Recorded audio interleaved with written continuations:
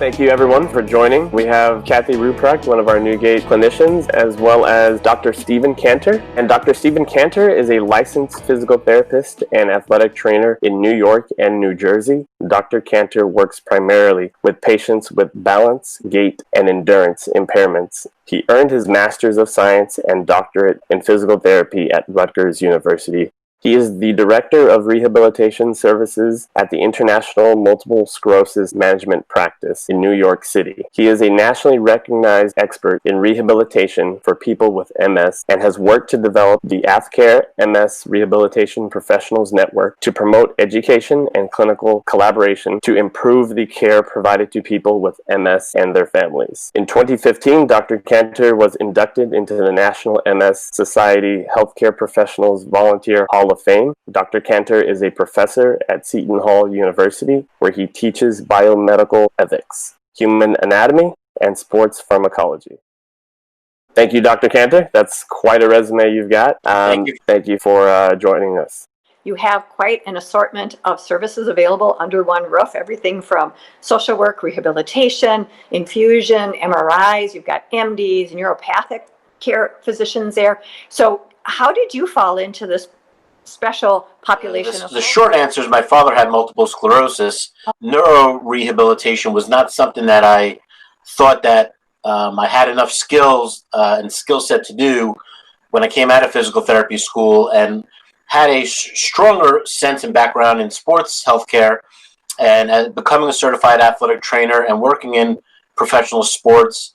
I really worked that route, and after working in professional sports and thinking about where I wanted my career to go, I had a couple of opportunities in home care in New York City. In that home care experience, I started to work with many people with neuro-based disorders, including multiple sclerosis, and during that time developed the skill set that I didn't feel I originally had, and in 2008 interviewed for the job at the International Multiple Sclerosis Management Practice to take over the leadership of the department and develop it to what it is now. The patient population was primarily neuro, geriatric, or both? I do primarily folks with chronic pain. A lot of them have gait abnormalities. So we work on some confidence in gait, and we work on changing up some parameters of gait. And the most amazing thing is that they'll tell me, my pain is gone. Why do you think that is? Well, that's where, if you know anybody that wants to do some research, I would like to know why that is. I have some ideas based on my pain neuroscience background, in that there's something about the device that creates sort of a postural realignment. It depresses the scapula. I think it helps to change the breathing from that secondary musculature. I think it helps to create some sort of step with confidence. A lot of people walk with a very narrow gait pattern and they seem unbalanced, a very lateral trunk sway. And a lot of times my people with chronic persistent pain have had some sort of unresolved orthopedic or unresolved neurological issue. So someone that has no plantar flexion, you never have any sort of toe off. And so you've got to bring that leg through somehow in swing, and there's something about getting that assistance, and suddenly the nervous system says, well, hey, thanks for figuring that out. Now I don't have to use my quadratus or my back extensors or whatever compensatory movement pattern I was trying to do to achieve that movement. And they find pain relief with that. It's just been amazing. That this is a key tool that you're using is again, very insightful, and we'll definitely take it into consideration for sure in our programs, for sure. That's very interesting. We are about to open up a big wellness center, which will incorporate not just the NewGait, but a lot of state-of-the-art products that can help people with MS walk better and improve their balance. I've been on the road to improving the lives of people with multiple sclerosis and balance dysfunction ever since. So we were curious how you came about your discovery of the NewGait. When I started working with people with multiple sclerosis, I started to identify a series of common mobility limitations, and foot drop is a very common one that most physical therapists and movement professionals are aware of. Neurologic physical therapists have a little bit more insight to work with orthotists to manage foot drop, but using an AFO I quickly found was not very useful. So in thinking out of the box, we started to work with different products on the market in 2008 and 2009, and to this day are still searching for the perfect one for each individual patient.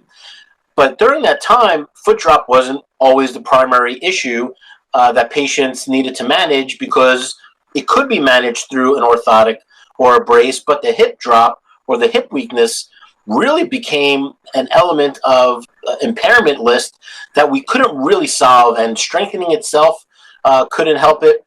And the hip flexion assist orthosis was a product that was developed.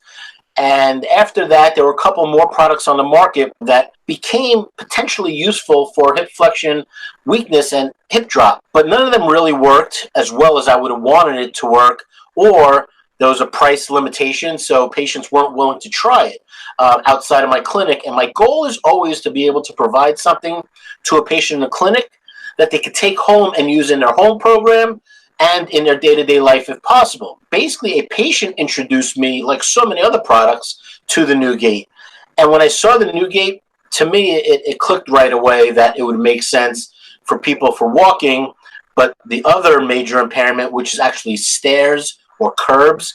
And ever since then, I've been using it with patients on a regular basis ever since. What did they feel about it when you put it on them, if they hadn't seen it before? And once they get into the NewGait and realize that their hip is engaging better through the energy that's created by the device, and realize that they're able to move better, and then the conversation gets into where we go from there in regard to balance training and gait training, and create some prognosis, which is within reason, because some patients have a carryover and some don't. Have you had many clients then obtain a unit for home to carry on treatment on their own? We have a couple of patients who are on the road to getting it. I would be surprised if they didn't. Previously, I think I've had 3 people who either purchased it or expressed interest in purchasing it. And of those 3 patients, I know at least 2 of them have used it beyond just myself, either in other facilities somewhere, or they have on their own. How many patients have you used it on? I've probably trialed it on approximately 30 patients in the past year. The big holdup is obviously the past several months of having fewer patients because the clinical services sort of went down. When we started speaking, I went back and looked, and it seemed to be about 30 patients myself. My colleague, Dr. Serena Sate, tried it, if I remember correctly, 5 to 8 patients. And then our occupational therapist has started to look at how she would integrate it into certain balance and standing activities for her ADL training. Have you actually put it on yourself? Can you give me a little more on what your experience so far for yourself had been on it? But I could definitely feel the forces that are being created, which is what my mind focuses around, is how to create a potential energy, from end stance to toe off to initial swing. Even if there's a compensation, I'm not worried as much about the compensation if they can clear the foot, but to see that this can be more efficient and possibly, obviously, create a change in how the patient feels with that swing phase, which is really their limiting factor with Gait, as you know. It's a really interesting product. It's kind of fun. It's kind of challenging. You get to, I wonder what would happen if I put a band here and So I'm hopeful that you've had some of those experiences as well with it. Most rewarding were a couple of patients that I trialed with. They took a step up on a curb in a simulation that they hadn't done that in a very long time, but it was much easier. Yes. And they got a sense of that they can do it without overly compensating, without overly circumducting, without using their hand. The next step with it, at least in the wellness center at the MS clinic, is to work on a whole staircase with patients and to be a little more aggressive in their stair training, which for patients who need to negotiate that in their house or work, this is the modality of choice for me. When you consider neuroplastic changes, there's a bunch of evidence out there where if you're going to have a muscle do something, it needs to do it in the specific way you want it. And unfortunately, too many patients are doing sitting exercise, hip flexion, laying on their back, hip flexion, and they say, I work on this muscle all the time and I feel stronger, but why can't I do it standing? When they work with this, they're getting the benefit of more reps rather than harder reps. And patients with MS many times are willing to work hard, but they obviously want to see results. Don't need to fatigue out by over-exerting when it's unnecessary. So providing what is equivalent to an active assist at times will, to me, create more contraction of the hip flexors, obviously other muscles as well. But the hip flexors, again, I focus on that because it really is one of those areas of rehab and MS that we've had a lot of difficulty with in all these years. Describe to us how long you typically see a patient for, and if you use the NewGait on them, how many sessions are we talking about, over what length of period? So if they see me, they can use it each week or every other week when they come and see me. We've had a couple of patients who have done that. The majority right now come and use it for their first trial, maybe come for a second trial with the intention that they'll get it on their own and integrate it into their home program, or that they'll find a local PT who either will get it or has it or something similar. My dream is that many PTs out there have the NewGait, so we can do the trial and then say go to a therapist who can utilize the NewGait to perform their exercises with. Ultimately, I do believe getting it for a home-based program is really what would make the biggest difference. It's not an expensive product in the big picture of rehabilitation modalities. And like I said, there are other hip flexion products out there. Some are reasonably priced and some are not. This one has variability that the others actually don't. And technologic-based FES products for people with MS to help them walking are thousands of dollars. And people with MS tend to be okay with investing in their ability to walk better and move better, even at the earliest stages of a disability or impairments. A neuro-based approach would be to incorporate this and supplement it with a musculoskeletal and strengthening program. But if they only do the strengthening program and don't do the neuro-based program, then they miss out. So I hope, if anything, that patients and therapists gain from this conversation is that to get a neuro-based closed chain standing program, and if they have hip flexion weakness, then incorporate something like this.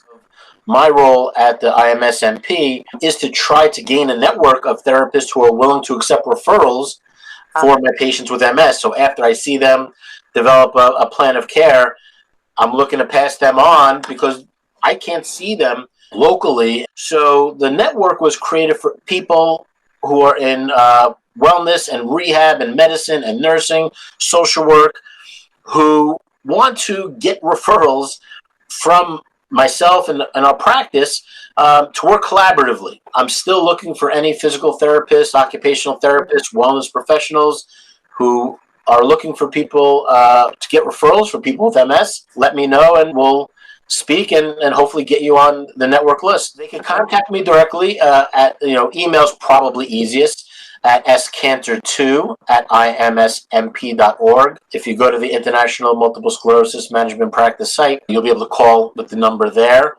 We've had good stuff, so I'm looking forward to getting the word out there. Thank you for your time. Really appreciate it, Dr. Kanter.